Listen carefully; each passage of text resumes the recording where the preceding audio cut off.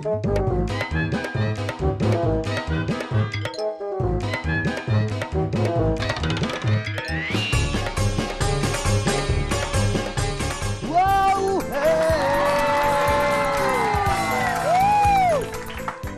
খাতি বেলা গেল শুতি পারলাম না ওরে সদরদির মা নাতি খাতি বেলা গেল শুতি পারলাম না নাতি খাতি বেলা গেল শুতি পারলাম না ওরে সদরদির মা নাতি খাতি বেলা গেল শুতি পারলাম না। বন্ধুরা বুঝতেই পারছো আজকে অনেক অনেক হই হুল্লোড় হবে, অনেক আনন্দ হবে, কারণ তোমাদের সামনে এসে গেছে তোমাদের প্রিয় অনুষ্ঠান খুদে রসিকরা। অনুষ্ঠানে বরাবরের মতো রয়েছে এই পাশে কিমিয়া ম্যাডাম, হাততালি, এবং সবাইকে আপন করে নিতে সবার আপন। দুই পাশে দুইজন বাজাবে আর মাঝখানে আমি অনুষ্ঠানের 12টা বাজাবো। ওকে, আজকে অনেক হই হুল্লোড় হবে, কিন্তু প্রথমেই ডেকে নেব ঢাকার বন্ধু সাকিব।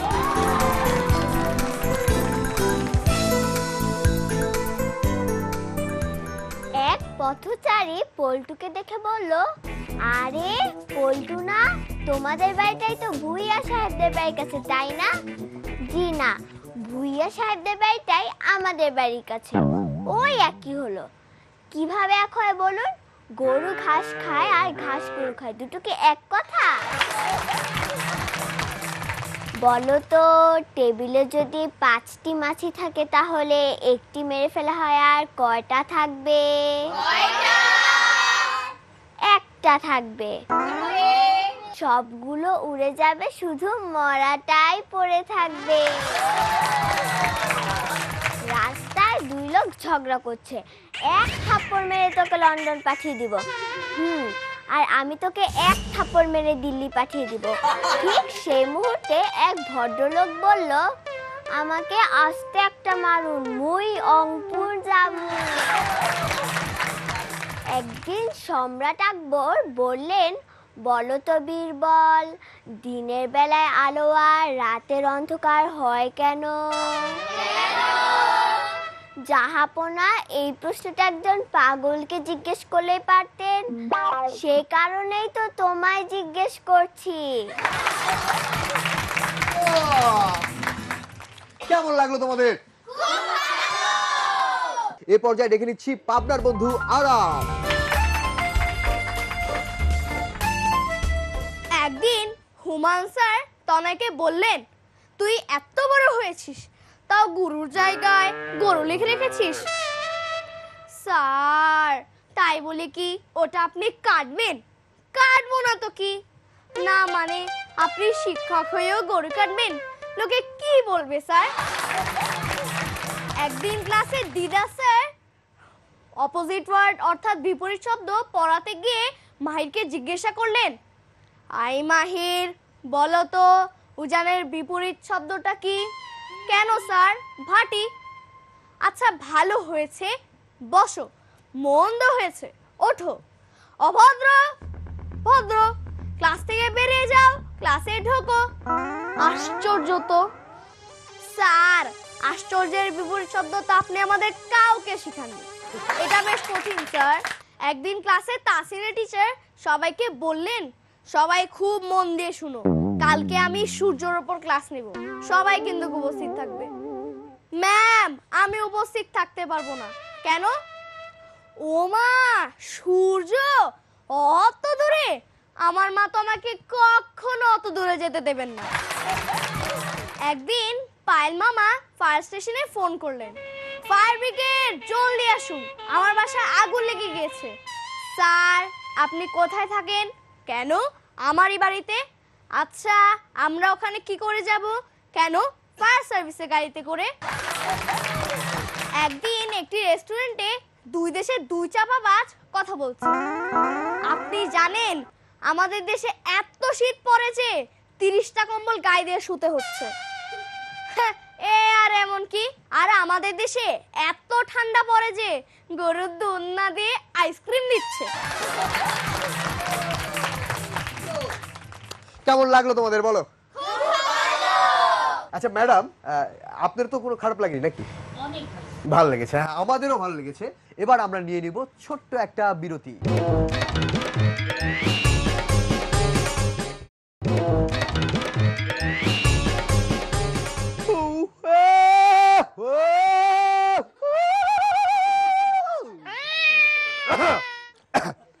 আমি গান কিন্তু খারাপ গাই না। আমার গানের টিচার আমাকে কি বলছিল জানো? বলছিল রনি, তুই এমন করে গান করবি যেন দর্শককে ধরে রাখবি, দর্শককে আটকে রাখবি। তারপর আমি একটা অনুষ্ঠানে গান করার পর দর্শকরা আমাকে বেঁধে রেখেছিল। যাই হোক, এবার আসবে ঢাকার বন্ধু আমরি। স্কুলে যাচ্ছি আর হঠাৎ অনেক জোরে বৃষ্টি পড়া শুরু করলো। এক তো আমি রিকশায়, তার উপর দিয়ে যানজট, তার উপরে এই বৃষ্টি। উফ, স্কুলে যাওয়াটাই মাটি হলো।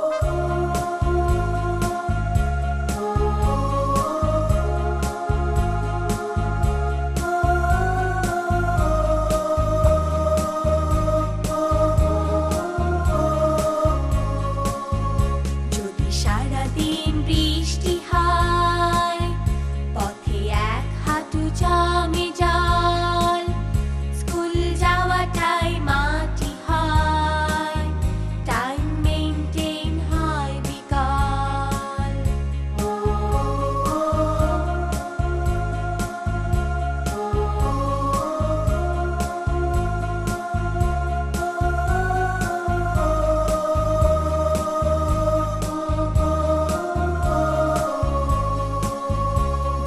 যানজটের যাতনা প্রাণী তো আর সয় না, রাজধানী বাসীরা তবু ঢাকা ছাড়ে না।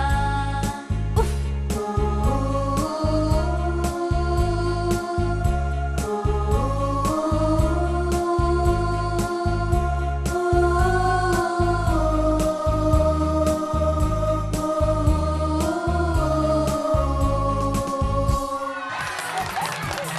স্কুল থেকে বাড়ি ফিরলাম, ভাবলাম শুধু একটা ছবি আপলোড করে দেই ফেসবুকে।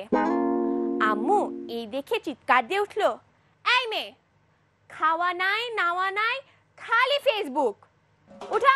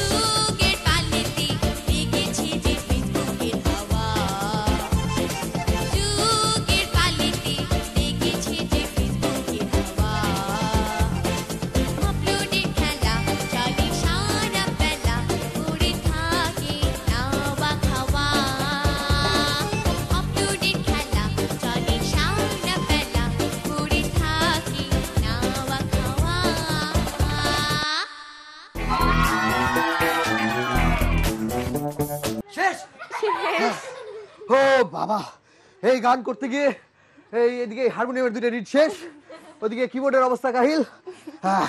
এদিকে আমি থামতেছিলাম না কেন জানো? কেন? লোকজন বলছে ভাই আপনার গিটার বাজে।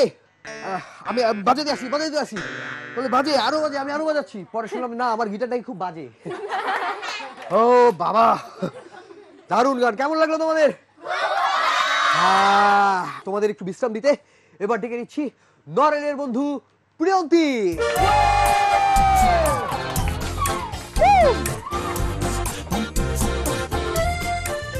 সেদিন করিম স্যার আমাকে জিজ্ঞেস করলেন, বলতো বিদ্যুৎ চলে গেলে আমরা কি দেখতে পাই? আমাদের ভবিষ্যৎ। কি বলছিস সেসব গাধার মতো? আমাদের ভবিষ্যৎ কিভাবে দেখতে পাই? স্যার আপনিই তো বলেছেন আমাদের ভবিষ্যৎ নাকি অন্ধকার। সেদিন আমার করিম চাচার সাথে তার বন্ধুর দেখা। আমার করিম চাচা বন্ধুকে জিজ্ঞেস করলেন, কি রে তোর ব্যবসা বাণিজ্যের অবস্থা কেমন? ভালোই, নিচ থেকে উপরে উঠেছে। মানে মানে আগে করতাম জুতার ব্যবসা আর এখন করি টুপির ব্যবসা। সেদিন আমি আমার বন্ধু নাহিদকে বললাম, বলতো একটা বেকুব কিভাবে টেনশনে রাখা যায়? জানি না তো, কাল বলবো। সেদিন রাস্তায় লাল বাতি জ্বলা সত্ত্বেও এক লোক জোরে গাড়ি চালিয়ে চলে গেল। ট্রাফিক তাকে জিজ্ঞেস করলো, কি ব্যাপার, আপনি লাল বাতি জ্বলা সত্ত্বেও গাড়ি চালিয়ে চলে গেলেন কেন? দেখলেন না? স্যার লাল বাতিটা তো দেখেছিলাম, কিন্তু আপনাকে দেখিনি। প্রচন্ড ক্ষুধা নিয়ে এক লোক হোটেলে ঢুকলেন। হোটেলে খাবার দিতে লোকটা মুখে তুলে ওয়াক করে থুয়ে ফেলে দিলেন। হোটেলে কর্মচারীকে যাকে জিজ্ঞেস করলেন, কে খাবার দিয়েছেন এসব? আপনার মালিককে ডাকেন। কই ডাকেন তো, তার সাথে কথা বলবো।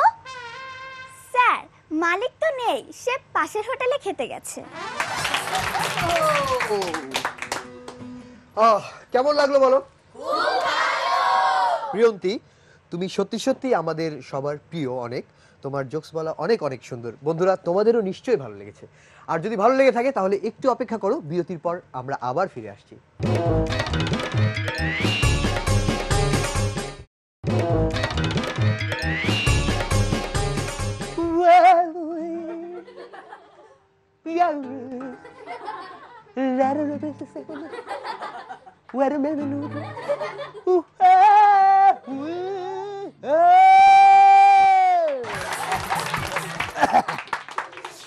আমি গিটার বাজানোর সময় সবসময় খেয়াল করি যেন গিটারের তার না কেটে যায়। কেন বলে তো?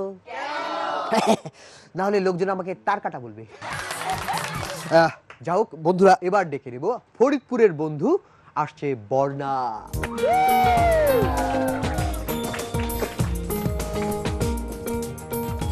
সেদিন রহমত স্যার সম্রাটকে জিজ্ঞেস করলেন, বলো তো ডেড সি এরকম নাম কেন হলো? ইয়ে স্যার, মনে হয় কোনো সন্ত্রাসী হামলায় মারা গেছে। কি? ডিসিপ্লিন ভঙ্গের কারণে তোমাকে 7 দিনের শোকজ লেটার দেওয়া হলো। ইয়ে মানে স্যার, কি হয়েছে? ইয়ে স্যার, মনে হয় কোথাও মিস্টেক হয়েছে। মানে স্যার, আমি তো ডিসিপ্লিন ভাঙা দূরের কথা, এর সীমানায়ও জীবনে যায় নাই। স্কুলে এত বড় বড় খাড়া খাড়া চুল রাখছোস, বল তোর বাবার ফোন নাম্বার বল। মানে স্যার, আপনাকে এত ভয় পাই যে আপনাকে দেখে আমার চুলগুলাও অ্যাটেনশন হয়ে যায়। একদিন সুমন তার ছোট চাচাকে জিজ্ঞেস করলো, চাচা বেকুব কাকে বলে? আরে বোকা, বেকুব মানেও জানিস না?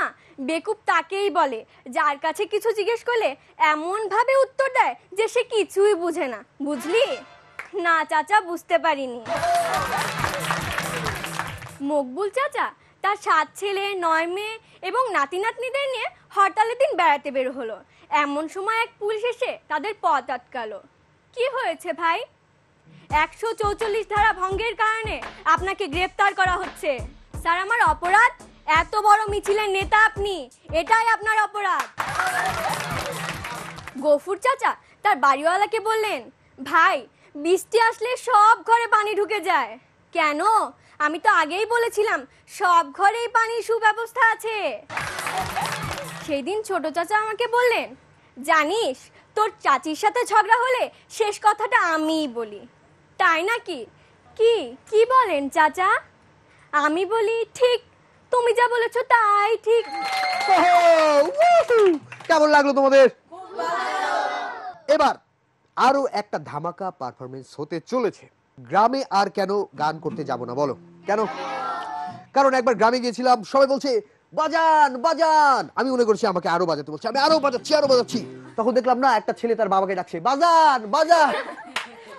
যাক, এবার আসছে খুলনার বন্ধু রীতিশা। বন্ধুরা জানো, স্কুলের শিক্ষকরা আমাকে বেশি বেশি শাকসবজি আর ফলমূল খেতে বলে, কিন্তু বাজারের ফলমূল আর শাকসবজির যে অবস্থা, সব কিছুতেই বিষ মিশানো। কিন্তু বলো, খাবোটা কি?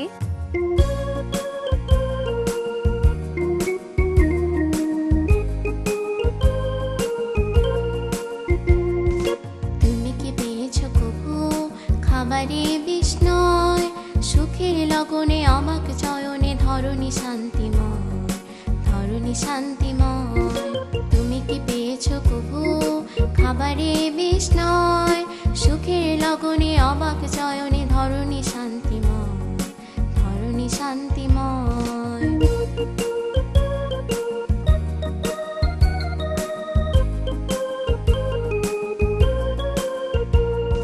প্রতিদিন কত খাবারে মিশে যে ফরমালিন থরে থরে, তাই খেয়ে খেয়ে রোগী হয়ে যায় সকলেই অকাতরে। প্রতিদিন কত খাবারে মিশে যে ফরমালিন থরে থরে, তাই খেয়ে খেয়ে রোগী হয়ে যায় সকলেই অকাতরে। আমি তো চাইনি মাছে আর ফলে ওই বিষ মিশে যাক, তিলে তিলে কোনো মানব জন অকালেই ঝরে যাক। আমি তো চাইনি মাছে আর ফলে ওই বিষ মিশে যাক, তিলে তিলে কোনো মানব জন অকালেই ঝরে যাক। শহরে বা গ্রামে নিচু আর জমি বিষ যেন নাহি ফলে বা ফসলে মাছে বা গাছে ধরণী শান্তিময়, ধরণী শান্তিময়। তুমি কি পেয়েছো কবু খাবারে বিষ নয়, সুখের লগনে অবাক চয়নে ধরণী শান্তিময়, ধরণী শান্তিময়। স্কুল থেকে বাসায় গিয়ে দেখি আবুল চাচার ভীষণ মন খারাপ। বললাম, চাচা কি হয়েছে? আর বলিস না মা, বাজারে যে অবস্থা, মাথা কি আর ঠিক থাকে বল?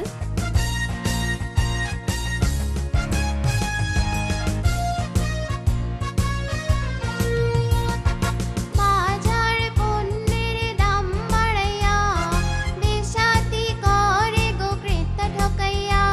আরে বাজার পণ্যের দাম বাড়াইয়া, বেশাতি করে গো ক্রেতা ঠকাইয়া। আলু পটল হাইরে সবজি নিয়া, আবুল চাচা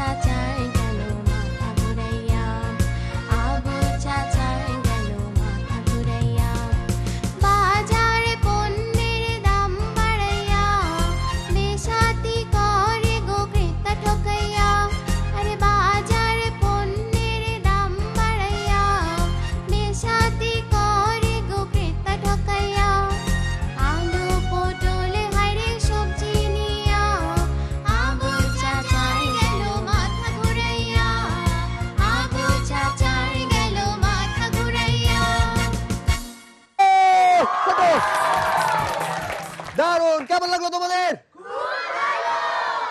সামনের বন্ধুরা কেমন নাচানাচি করছে দেখো। বন্ধুরা তোমরা অনেক মজা পেয়েছো, আর সেই সাথে আমরা অনেক মজা করেছি। তোমরা যারা আমাদের অনুষ্ঠানে আসতে চাও তারা যোগাযোগ করো এই ঠিকানায়। প্রযোজক খুদে রসিকরাজ, বাংলা ভিশন, নূর টাওয়ার, 110 বীর উত্তম CR দত্ত রোড, ঢাকা 1205। আমাদের তোমরা ফোন করতে পারো। ফোন করার নাম্বার হচ্ছে 963203 থেকে 45 পর্যন্ত। আজকের মতো ভালো থেকো, দেখা হবে আগামী পর্বে।